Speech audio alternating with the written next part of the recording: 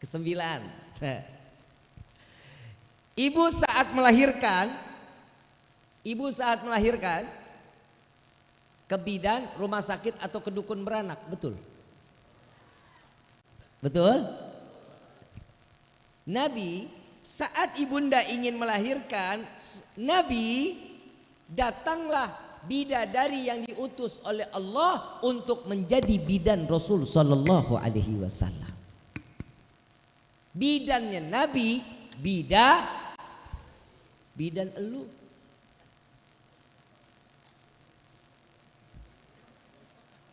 Mana apek? Betul? Beda nggak kita sama Nabi? Saat Nabi keluar ke dunia, berapa kosong berarti tadi itu? 9. Saat Nabi terlahir ke dunia, dipegang oleh seseorang bidadari, tangannya dibawa Nabi, diangkat Nabi, Nabi merontah. Seakan-akan Nabi tidak ingin diangkat, namun Nabi ingin kembali ke bumi seraya sujud kepada Allah. Bayi kita gimana? Lahir kaki di atas, kepala di bawah. Enggak nangis, digebuk. Betul? Beda nggak kita sama Nabi?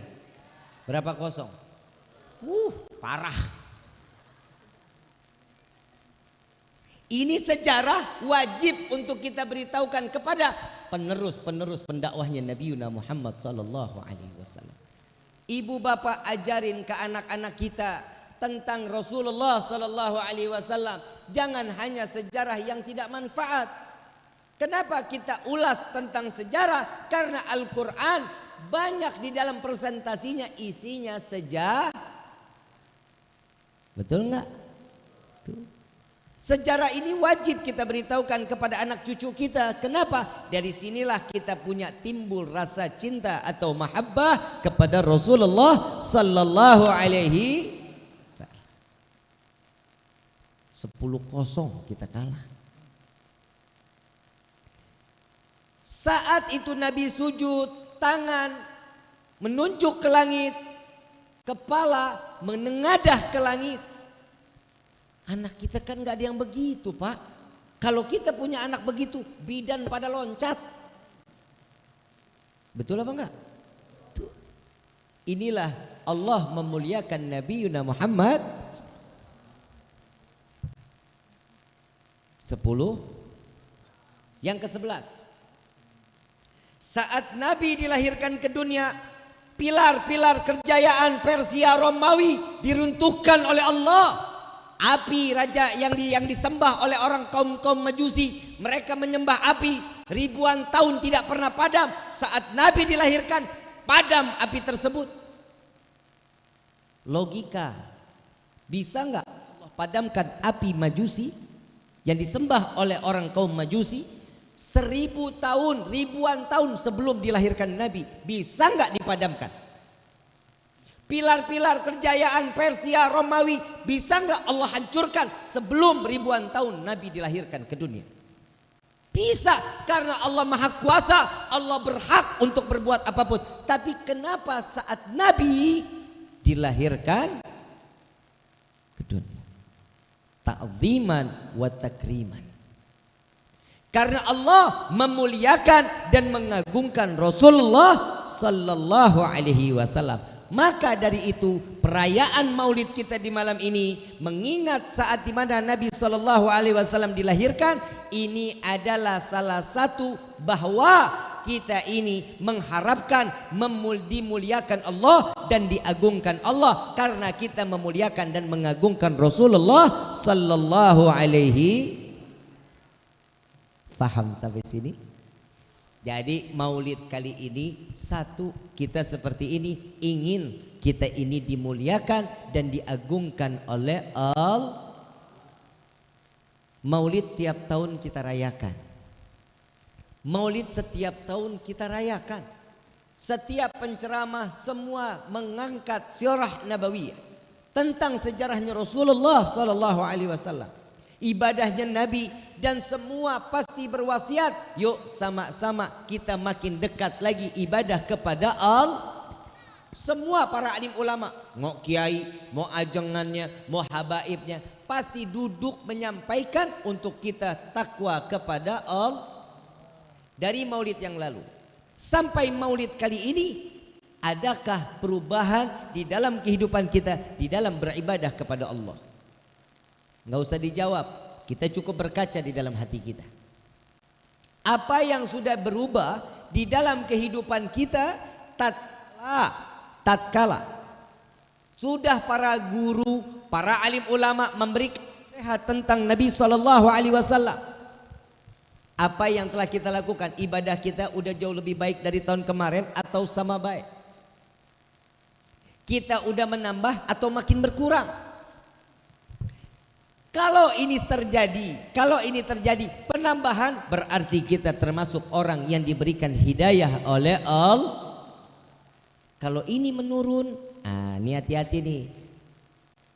Mau tidak mau Allah cabut sedikit demi sedikit kenikmatan iman yang dititipkan kepada setiap hamba seperti modelnya kayak kita. Kita sholat, puasa, zakat, bayar kita zakat, haji insya Allah kita jalankan. Tapi semua iman penuh dengan keraguan kepada Allah. Betul apa enggak? Allah kan jelasin, fa inna ma'al usri yusran, inna ma'al. Setiap kesulitan pasti ada jalan. Pasti ada, Allah kasih kok jalan buat kita. Semuanya dibuka buat kita. Gak ada sesulit apa sih kehidupan kita di dunia? Gak ada. Sampai kita ini diboikot satu kecamatan. Ada yang ngeboikot kita satu kecamatan. Jangan main sama dia ya. Ada yang begitu. Warung nggak boleh satu kecamatan. Kalau si fulan belanja ke sini jangan dikasih. Ada yang begitu. Lihat pengorbanan Nabi Muhammad SAW. Nabi semua dilakukan, dan apa yang Nabi dapat ujian di dalam kehidupan itu semata untuk menyelamatkan umat agar mereka di akhir zaman tidak mendapatkan satu penyesalan jika mereka beriman kepada Allah dan beriman kepada Rasul sallallahu alaihi. Tadi saya menyatakan Nabi pernah 7 hari 7 malam nggak makan, betul ya? Betul ya? Kita pernah apa enggak? Apa sih kata Nabi? Sayyidina Umar bertanya, ya Rasulullah, kenapa engkau tidak berbicara kepada kami sedangkan engkau tidak makan selama 7 hari? Apa yang membuatmu tidak makan ya Rasulullah? Kenapa engkau tidak meminta kepada kami? Jawaban Rasulullah, ya Umar, jika aku ingin meminta, aku pasti meminta kepada Allah. Tapi aku ingin merasakan di akhir zaman kelak, aku khawatir umatku ada yang kelaparan sedangkan aku tidak dapat merasakan kelaparannya. Maka aku takut ini akan menjadi tanggung jawabku kelak di yaumil qiyamah.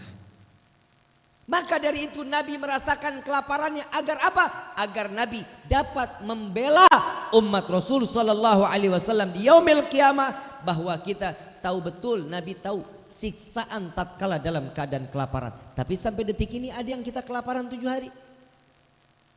Kenapa? Karena sudah ditalangi oleh Nabi Muhammad sallallahu alaihi wasallam. Kita dari semua nih apa yang kita jalankan, gak ada orang yang benci kita. Semua kita diterima, aib kita ditutup oleh Allah. Karena apa? Karena Allah telah lebih dulu memberikan ujian kepada Nabi sehingga umatnya tidak diberikan kesempatan, bahwa Nabi mengatakan, ya Allah cukup aku yang menerima, jangan umatku yang menerima hal tidak kebaikan ini. Masyaallah hadirin rahimakumullah. Kita jujur, kita ini malunya udah kelewatan sama Nabi. Kita punya malu ini bukan main. Nabi orang yang paling pandai bersyukur. Nabi ribuan rakaat dilakukan. Buat siapa? Buat umat. Doa yang Nabi angkat tangan buat umat, bukan buat diri pribadi. Nabi ini menyebarkan rahmat sebagaimana Allah memberikan rahmat. Saya mau tanya, di sini ada nggak orang yang nggak punya dosa? Ada nggak orang yang nggak punya dosa di sini? Berarti sepakat kita semua punya dosa. Ada firman Allah Subhanahu wa taala yang menyatakan, aku mencintai hambaku yang bertaubat Betul apa enggak? Betul enggak? Kita dosa banyak, kita bertobat, Allah masih cintain. Kita masih dicintain sama Allah. Dosa kita segitu banyak dicintai. Habis dosa kita dihapus oleh Allah, diganti dengan pahala yang berlimpah di hadapan Allah. Jika hamba tersebut ingin taubatan nasuh, yang sampai detik ini kita udah taubatnya udah apa belum? Gak usah dijawab, dalam hati aja. Kita belum taubat, tapi umur sudah. Yang bikin dosa anak muda, yang kesiksa orang. Kita mah enak sekarang, dosa nggak kelihatan, kebayang. Kita kan tadi sepakat kita semua di sini punya dosa. Kalau ada aja satu dosa itu modelnya benjolan, gak bakal keluar kita. Malu. Betul apa enggak? Ini udah penuh muka kita sama benjolan. Tapi Allah tutup aib kita. Allah berikan satu kemanfaatan umur di dalam hidup kita nih. Cuman kita nih tugasnya cuman ibadah, tapi emang dasar kitanya geblok. Tahu geblok? Oon? Tahu oon? Bodoh. Salat, ibadah, untung untuk Allah apa untung buat kita? Buat Allah apa buat kita? Kita nggak sholat, Allah akan tetap mulia. Kita sholat, Allah maha tinggi. Coba bisa kebayang. Tapi tatkala Allah subhanahu wa ta'ala menyatakan, fahtadzal arsyu taraban wasdibsyara wasdadzal kursiyu haibatan.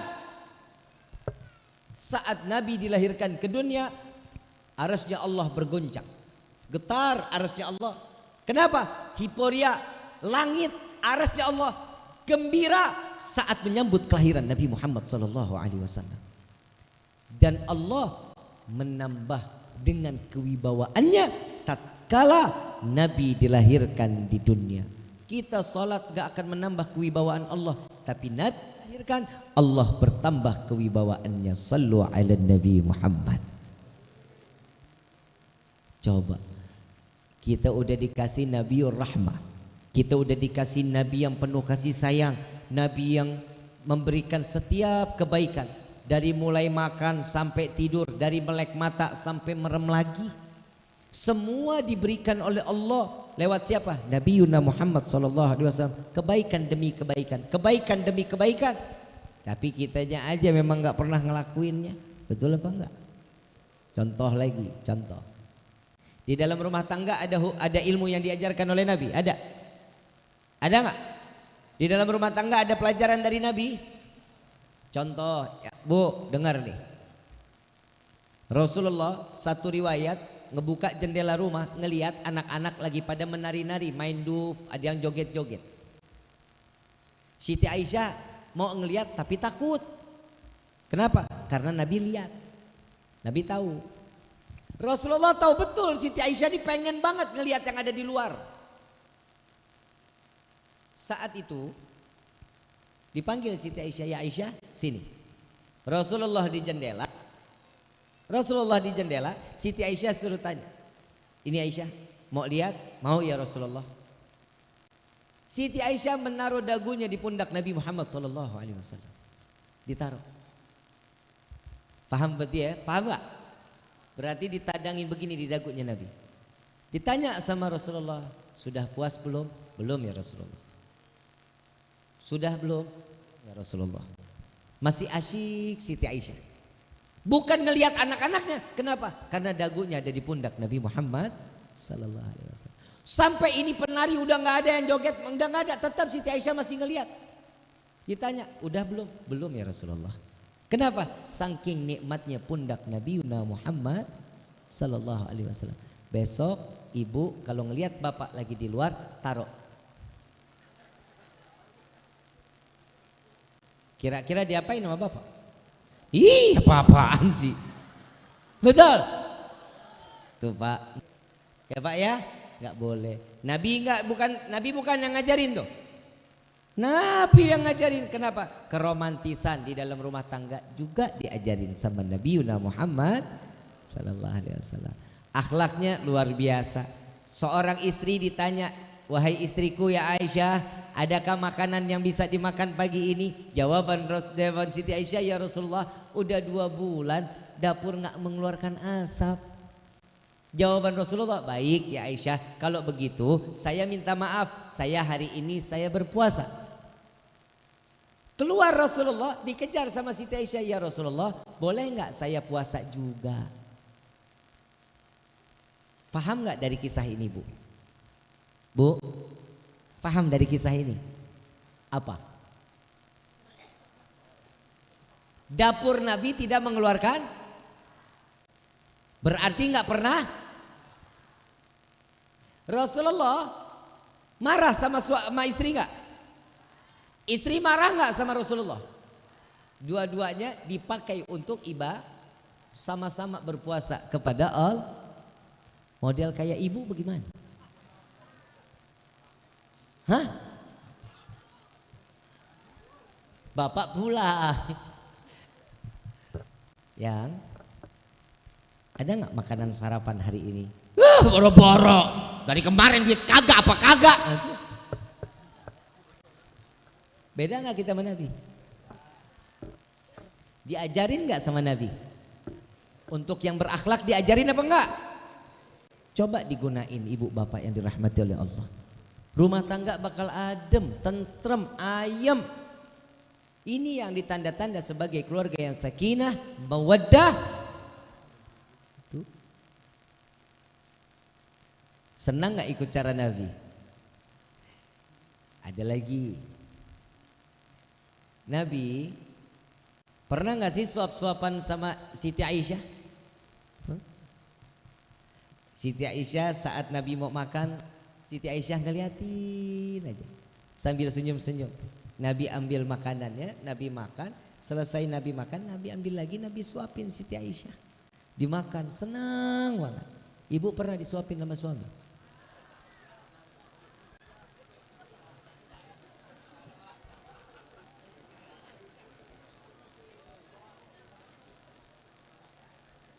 Bapak mah parah. Gak boleh gitu Pak, suapin. Lagi sakit juga gak disuapin.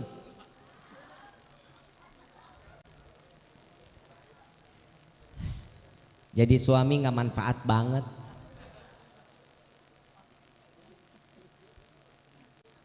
Nabi ajarin gak? Diajarin. Cara minum diajarin juga sama Nabi. 1 kali teguk sebelumnya bismillahirrahmanirrahim. Alhamdulillah.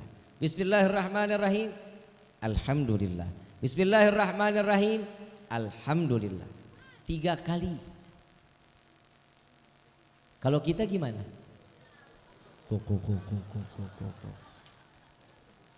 Betul. Bib, manfaatnya apa tuh Bib? Diminum 3 kali manfaatnya apa?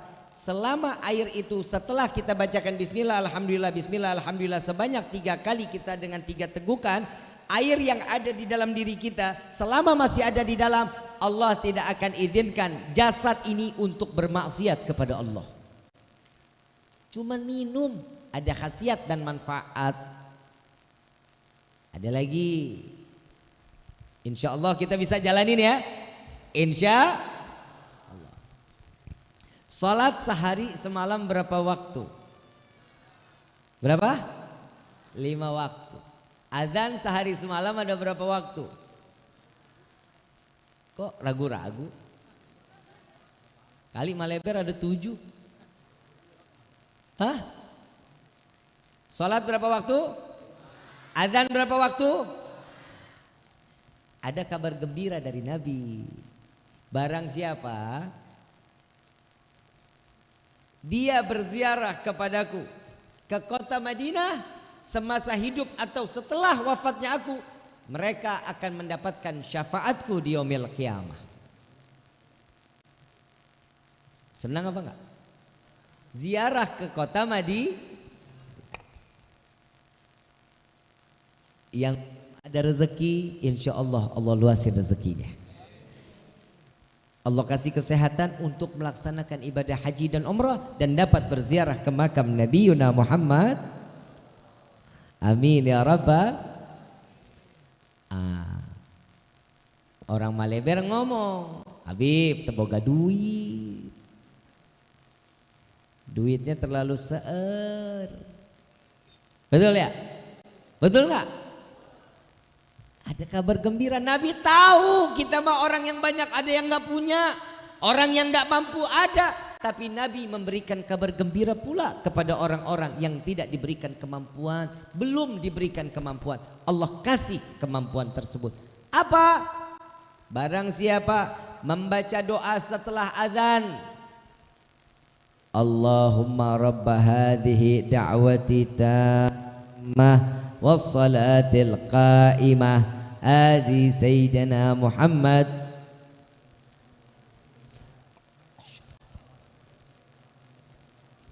wabadhu maqamal mahmudan alladhi wa'adtah innaka la tukhliful. Barang siapa yang membaca doa azan, dia wajib mendapatkan syafaatku di yaumil qiyamah. Masalahnya azan sehari semalam berapa waktu? 5 kali azan. Berapa kali kita jawab azannya? Hah? 5. Yakin? Subuh? Subuh? Sare Habib sare. Betul? Zuhur lagi di jalan, Habib lagi di jalan. Terkedenge. Ya, udah mulai bisa saya. Betul nggak? Asar. Ya Allah bi. Lagi ngobrol keasikan lupa sama azan. Maghrib mandi Bib di kamar mandi, suara air berisik. Isya nonton TV Bib. Ternyata syafaat Nabi susah atau mudah? Susah atau mudah? Buat siapa yang susah? Orang yang tidak mau mendapatkan syafaat Nabi Muhammad SAW. Dan yang tidak diizinkan oleh Allah mendapatkan syafaat yaumil qiyamah. Kita ini manusia yang paling bodoh Bapak Ibu yang dirahmati oleh Allah. Dikasih cuma-cuma loh sama Nabi. Dikasih secara ikhlas. Untuk siapa? Keuntungan umat Nabi Muhammad SAW. Yang terakhir, kita sholat. Kita sholat sehari semalam berapa? 5. Wajib kan? Jika seseorang tidak menjalankan ibadah salat yang wajib, maka sama seperti dia berzina dosanya. Setelah berzina anaknya terlahir, anaknya dibunuh. Dosa besar apa enggak? Dosa besar apa enggak? Udah tahu dosanya, Udah tahu dosanya. Tapi kenapa masih orang yang ninggalin? Kadang kita kan di dalam takbiratul ihram itu kan kita udah ngomong sama Allah, udah yakinin diri kita nih buat Allah, inna salati wa mahyaya lillahi rabbil. Tapi kita seakan-akan tidak memiliki Allah, kami tidak pernah percaya dengan apa yang telah diberikan oleh Allah. Itu kita sekarang. Kok bisa ngomong kayak gitu? Iya, orang rata-rata kalau orang pengen apa-apa, kenapa sih larinya ke orang pintar?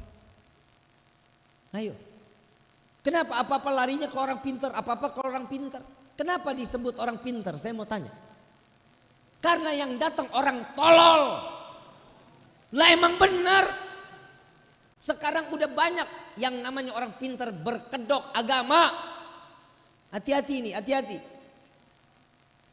Mau banyak rezeki, sholat duha. Mau diangkat penyakit, baca surat kahfi. Baca salawat syifa, itu diajarkan oleh Nabi. Mbah, aing teboga duit. Ngomong sama mbah, teboga duit. Lah tuh mbah rumahnya aja disederin bebek rubuh. Dalam hati si mbah, sawa aing jebul. Sama dia juga enggak punya duit. Kalau dia kaya, dia punya, dia duluan yang kaya, bukan kita. Allah janji di dalam Al-Quran, barang siapa yang memudahkan orang lain untuk di dalam segala hal kebaikan, maka Allah permudah apa yang dia inginkan di dunia dan di akhirat. Janji siapa? Allah. Barang siapa membuka rezeki untuk orang lain, maka Allah akan membuka rezekinya terus sampai yaumil. Siapa yang bilang? Allah. Justru kita ini lebih banyak menyetop rezeki orang, kita menyekat rezeki orang, saling sikut, saling menjelekkan satu sama lain. Agar apa? Agar terlihat jauh lebih mulia daripada orang yang lain. Kedudukan dunia akan pasti hancur. Tidak ada kedudukan di dunia ini yang abadi, melainkan hanya Allah yang akan terus menerus mulia dan abadi terus sampai ke dalam surga. Kita ini siapa? Ngelihat orang begini dikit, tetangga beli motor, kita tempel koyo. Tetangga beli mobil, kita yang kejang-kejang. Ini beda antara kita sama Nabi ini, makanya Nabi nggak diturunin di Maleber. Masjid bagus nggak nih? Masjid bagus nggak? Sekarang kira-kira yang hadir di sini berapa orang? 100 ada? 200? Lebih? Ini masjid nampung berapa? 100 sampai. Kalau sampai sini nih tenda berapa? 200. Ini malam penuh kan? Ini malam penuh kan? Subuh kayak begini nggak? PA. Subuh nggak pernah begini.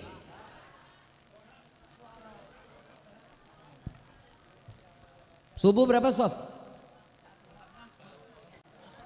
Subuh berapa soft? 1,5? Orangnya setengah-setengah gitu.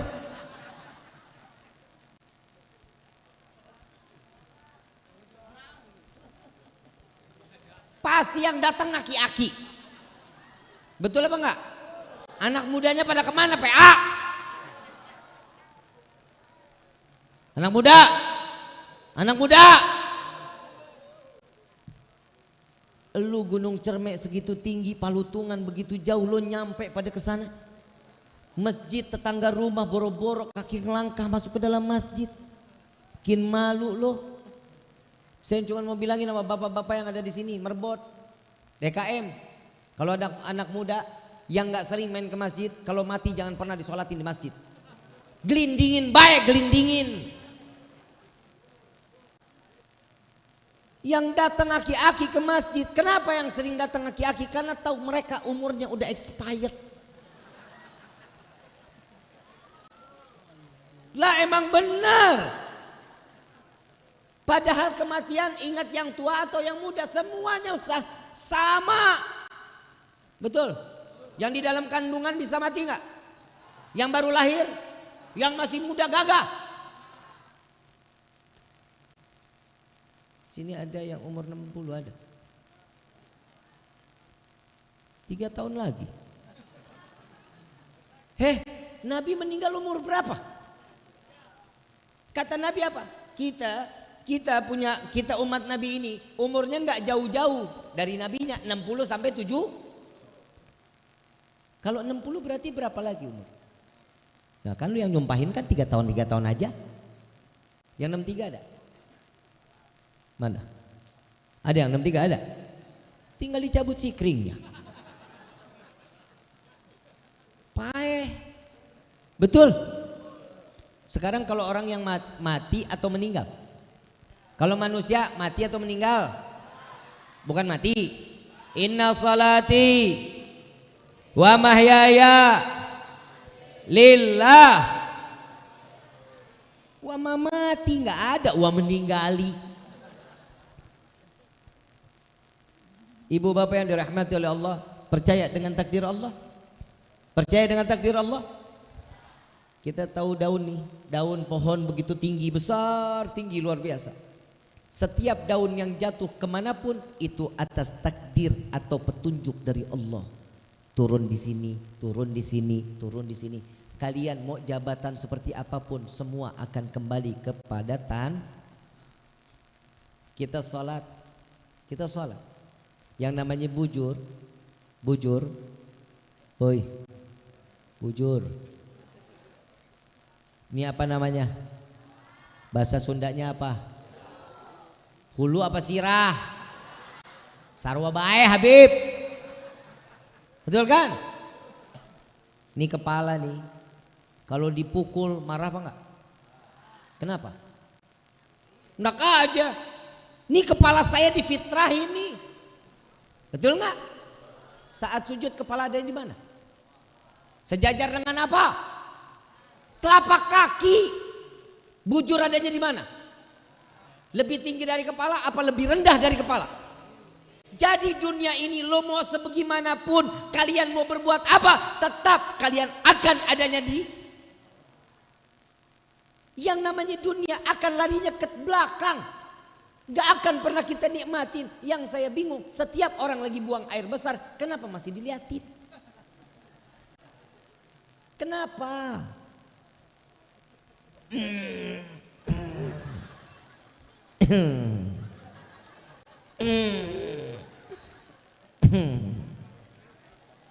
Kenapa sih diliatin mulu, kenapa? Gak ikhlas, lu gak ikhlas. Tadi Bib kita habis makan ayam enak banget Bib. Kita mau keluar ya. Ya waktunya keluar memang harus keluar. Coba kalau orang gak bisa buang air besar, penyakit apa enggak? Tanda-tanda orang yang belum bisa ikhlas, kalau buang airnya masih diliatin, itu ciri-ciri orang gak ikhlas.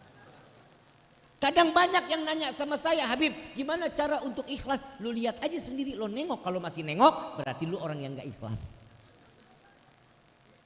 Yang namanya di dalam kehidupan pasti harus ada yang dibuang. Mata kita ada kotoran gak? Hidung kita ada kotoran gak? Telinga ada kotoran gak? Kulit ada kotoran gak? Kuku ada kotoran gak? Dalam perut ada kotoran gak? Semuanya kotoran kok. Ada yang harus dibuang. Semuanya harus dibuang. Kita ditugasin sama Allah dari ujung rambut sampai ujung kaki. Pelihara, dirawat, dijaga, bukan dirubah. Udah benar jadi perempuan, pengen jadi laki. Ada udah jadi laki, pengen jadi perempuan. Kelamin dibuang, tolol. Ada jakun, ini jakun manfaat bahwa lu tuh kayak am jago. Suaranya ngebas-ngebas seksi. Yang namanya laki-laki ada jagon, itu laki-laki sempur. Berarti dia baligh. Betul nggak? Ya kalau ngelihat anak-anak mana ada jakun yang terbelah? Ada? Gak ada, masih lempeng, suaranya masih asik. Suaranya masih ngelengking. Ini model kayak kita begini, jakun udah terbelah-belah. Ini takdir dari Allah apa bukan? Ini kodrat. Oi. Tes. Awo.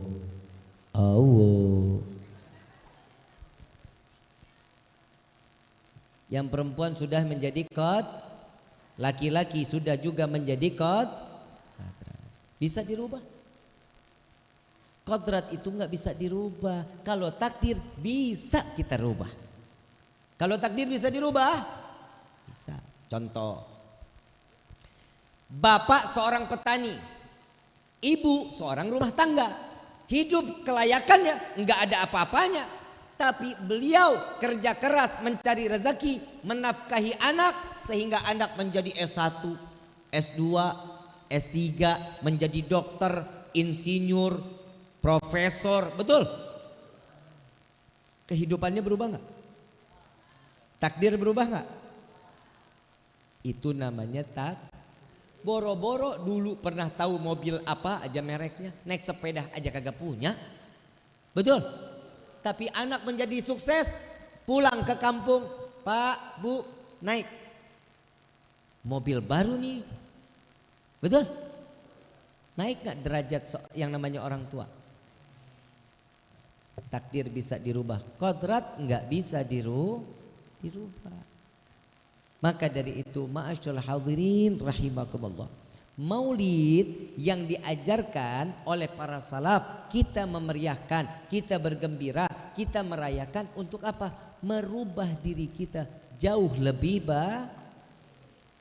ibadah kita lagi nggak benar, ingat Nabi, punya rasa cinta. Giroh ibadah kurang, ingat perjuangan Nabi, insya Allah ibadah kita makin terus mau ibadah kepada Allah. Betul apa enggak?